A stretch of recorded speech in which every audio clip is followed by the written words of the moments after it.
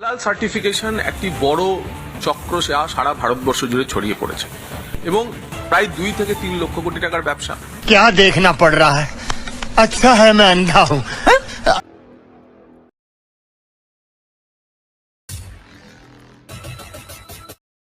নমস্কার, আমি কৃষ্ণপদ অধিকারী। আমার ছোট্ট একটা ইউটিউব চ্যানেল আছে, চ্যানেলের নাম don't care, Facebook page Krishna Krishna. আজকে সনাতন ধর্ম কত বড় অপব্যবহার হচ্ছে এবং অপকর্মের সঙ্গে যুক্ত হচ্ছে কিনা জানি না, কিন্তু অপমান হচ্ছে এটাই স্বাভাবিক। কারণ হালাল আর হারাম কাকে বলে বলুন তো? এটা মুসলিম ধর্মের বাক্য এবং মুসলিম ধর্মের কথা যে আপনি বাজারে গিয়ে যত শাক সবজি মাছ কিনবেন সেটা হয়তো বা হারাম। এটা আমি বলছি না, বিশ্বাস করুন, এটা আমি বলছি না। এই বিষয় নিয়ে সুপ্রিম কোর্টে বন্ধ হয়ে গেছে। এই হালাল শব্দ উচ্চারণ করলে এক ধরনের মানুষ, এক ধরনের মুসলিম সংগঠনের মানুষ মাল কামাচ্ছে। উত্তরপ্রদেশে বন্ধ হয়েছে, জানি ভারতবর্ষের টোটাল এই শব্দটা বন্ধ হবে। একটা মোবাইল কিনতে যাবেন, সেখানে লেখা রয়েছে হালাল, আর আপনি বাজারে গিয়ে শাক কেনেন সবজি কেনেন সেটা হারাম। এ কি জায়গায় আমরা বসবাস করছি জানি না, কিন্তু আমারও কথা আছে, যদি ওইটাকে হালাল বলা হয় তাহলে আমাদের সনাতন ধর্মে যে খাদ্যগুলো ব্যবহার করা হয় সেই খাদ্যকে আপনি হারাম কি করে বলবেন জানি না। কারণ আমরা যে খাদ্য ব্যবহার করি এবং যে খাদ্য আমরা শ্রবণ করি এবং সেবা করি সেই খাদ্য হারাম হয়ে যাবে, এটা ঠিক না।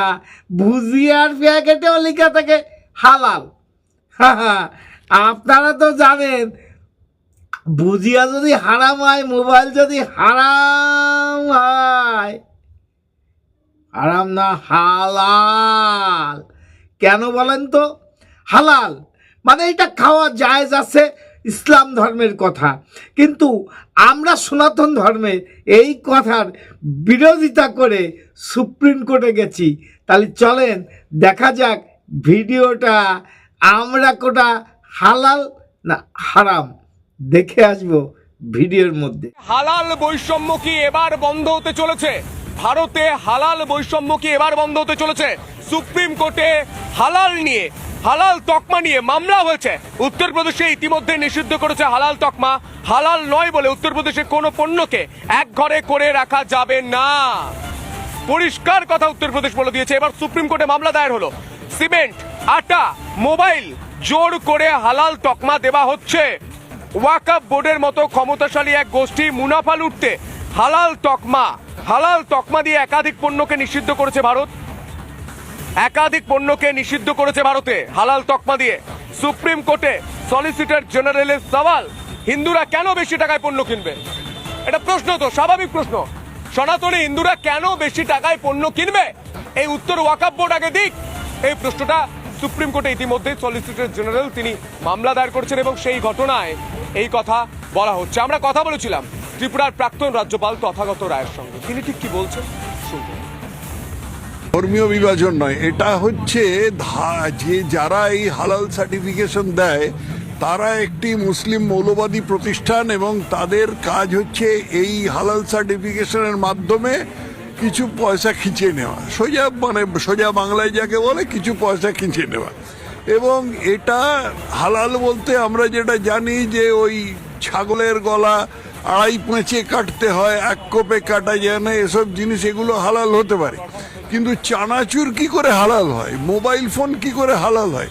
অতএব এগুলোতে আমি যেটা বললাম সেটাই প্রমাণ হয় এবং উত্তরপ্রদেশ সরকার সে বিষয়ে একদম ঠিক পদক্ষেপ নিয়েছে।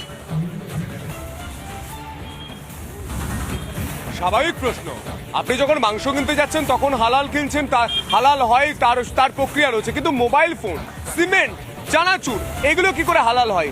প্রশ্ন উঠছে এবং এই মুহূর্তে যারা প্রশ্ন তুলছেন তাদের সঙ্গে আমরা কথা বলেছিলাম। রাজনৈতিক ব্যক্তিত্ব তারা ঠিক কি বলছেন শুনবো।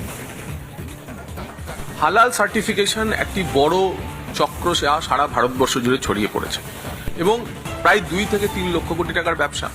যে সংস্থা হালাল সার্টিফিকেট দেয় তার কোনো সরকারি বৈধতা নেই। কোন যুক্তিতে হালাল সার্টিফিকেট দেওয়া হয় তার কোনো সরকারি বৈধতা নেই। আপনি ভুজিয়া কিনে খাবেন, ভুজিয়ার প্যাকেটেও লেখা আছে দেখবেন হালাল সার্টিফাইড।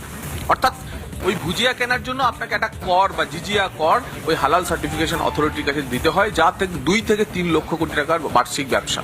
এ টাকা কোথায় ব্যবহৃত হচ্ছে, এই টাকা কিভাবে ব্যবহৃত হচ্ছে, জঙ্গিপনার জন্য ব্যবহৃত হচ্ছে কিনা কেউ জানে না। আজ যদি এ নিয়ে এই বৈষম্য দূর না করা হয় তাহলে আমি সনাতন হিসেবে দাবি করব এরপর পঞ্চগব্য দিয়ে শুদ্ধ না করলে হাসপাতালে শোবো না, পঞ্চগব্য দিয়ে শুদ্ধ না করলে আমি ভুজিয়া খাবো না, পঞ্চগব্য দিয়ে শুদ্ধ না করলে পরে আমি রসগোল্লা খাবো না। কারণ পঞ্চগব্য সার্টিফিকেশনও এবার তাহলে চালু করতে হবে। দেখুন, এটা সম্পূর্ণভাবে নির্ভর করছে, যেহেতু এটা বিচার বিভাগের কাছেই চলে গেছে। বিচার ব্যবস্থা আমাদের সুপ্রিম কোর্ট আছে, হাইকোর্ট আছে, লোয়ার কোর্ট আছে। অত্যন্ত দুর্ভাগ্যজনক হচ্ছে আমরা 21 শতাব্দীতে পৌঁছে গিয়েছি, আমরা চাঁদে যাচ্ছি। আমরা খুব গর্ব করে বলি যে আমরা ভারতবর্ষ প্রথম শক্তি যারা চাঁদে ওই দক্ষিণ বলয়ে পৌঁছলাম। সেই দেশে আজকে কে কি খাবে, সেই খাবার কি ব্র্যান্ড হবে, এই নিয়ে বিতর্ক, এটা নিয়ে সামাজিক বিতর্ক। কালকে তো ওরা ঘরে ঘরে দাঙ্গা লাগিয়ে দেবে। Madam, when sorry.